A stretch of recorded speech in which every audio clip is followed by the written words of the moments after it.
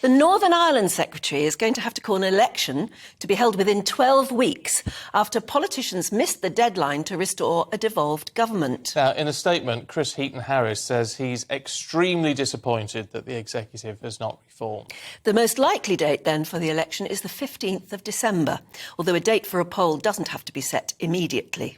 Well, let's talk to our reporter, Dougie Beattie, who's live at Stormont for us this morning. I mean, what a mess, Dougie. I mean, this is going to cost millions, isn't it, to put on an election in Northern Ireland? And is it actually going to achieve anything at all? Well, you've hit both those completely correct.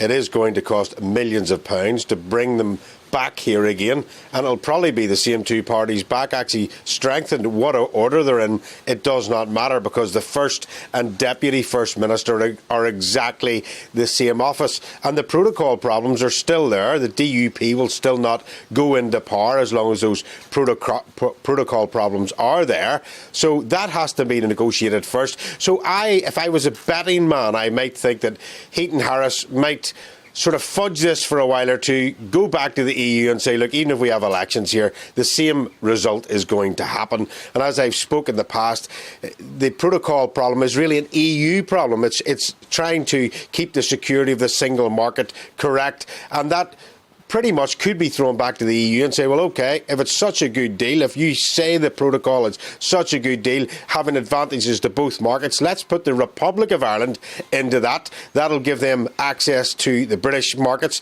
and they will have their goods checked going into the European markets.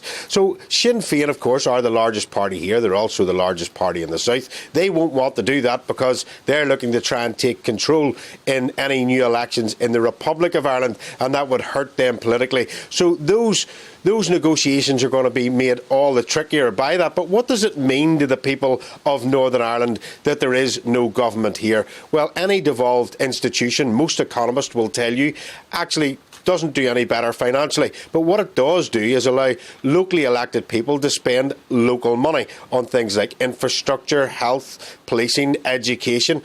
And those are the big ticket items. Those are the ones that Chris Heaton-Harris is going to have to take control of. Policing, education and health. And of course, this place was out for 1,044 days in 2017 when Sinn Féin did exactly what the DUP are doing and refused to take their seats. And they were only back a matter of weeks before the pandemic hit. And it could be argued that our national health here was in no fit shape to deal with the pandemic that came down the road.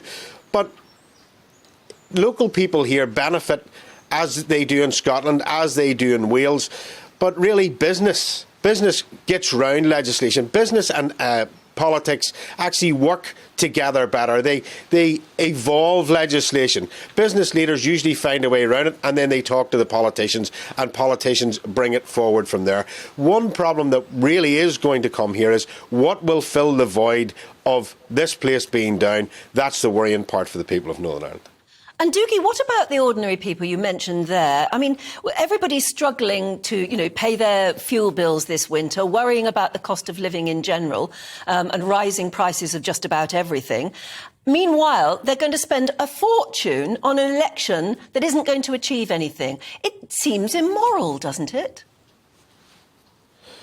Well, it is. It very much is. And if you watched our reports last week, even the goods coming into Northern Ireland, because of the protocol, have about £300 per pallet that the British taxpayer has to pay for, and then about another £150 per pallet for local businesses. That all goes on to the cost of the goods coming into Northern Ireland because of this oven-ready deal that Boris Johnson had. And that's coming out, well, businesses in England and Scotland and Wales aren't wanting to deal so much with Northern Ireland. So therefore, there is a lack of choice, and that in itself is putting the price of goods up. So the cost of living here is much worse than it is anywhere else because of what's happening down those roads. But you are absolutely right. People here are disgusted that they're saying, hold on, we had an election, you couldn't get it right. The DUP are saying we had a mandate, we stood upon it, and we were voted back in. And that's also correct. So really this is back to London and Brussels to sort out the protocol problem first before we can have local governance back here. But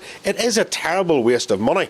But what we have seen, and this is the amazing part, that it was always put here that there was money here. The money was here to spend on cost of living. It now turns out that there's a £650 million black hole in the finances here, so there was no money to hand out for local government.